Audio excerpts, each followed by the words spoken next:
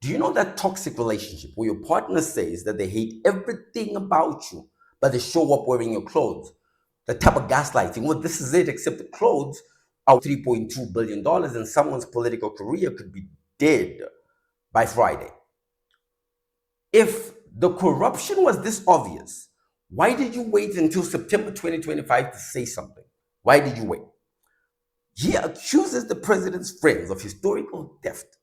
He basically threatens another coup, saying history is repeating itself. He says the crime being committed by the president's allies is treason. Do you know that kid in the neighborhood? Good kid, smart, talented, hard working kid, full of potential, but he has. Do you remember what was happening to the currency just before Mugabe was taken out of office? Remember how you could burn the currency for heat because it would be cheaper than buying firewood? Multiple currency collapses, so catastrophic.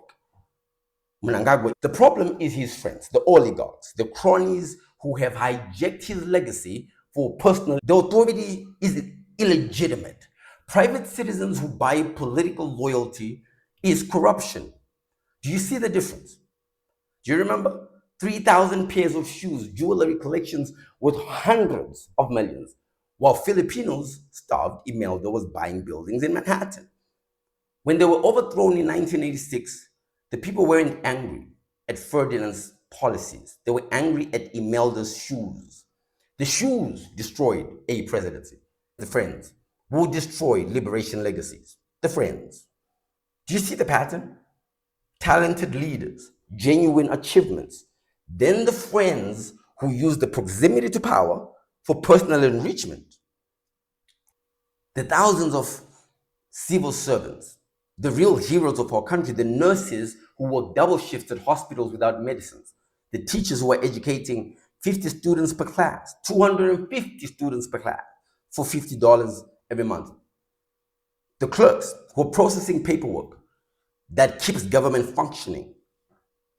George was the CEO of Barclays Bank, Zimbabwe. Not just any bank, the single largest bank with foreign investment in the country. He had access to the biggest deals that were coming into the country, access to the people with the biggest interests. He controlled billions of transactions. When they get home, they are in sexless marriages. The only time they get hard, they are real hard, is when they come online. And they normally like to choose somebody who cannot defend themselves. It's like having a brilliant symphony orchestra, but there's one guy in the front row who is banging pots and pans. Nobody can hear the music anymore. The diaspora is the special recipe that will turn Zimbabwe, I think, into the blue-eyed capital of the continent. It's like foot and mouth disease in cattle. You're not going to mix a small fraction of bad cows with a large fraction of good cows, and you mix them together, and the belief pattern is that the good are going to make the bad heal. No, the small bad ones will ruin the entire herd. And that's what the corruption boys are doing. They are the foot and mouth disease that will destroy.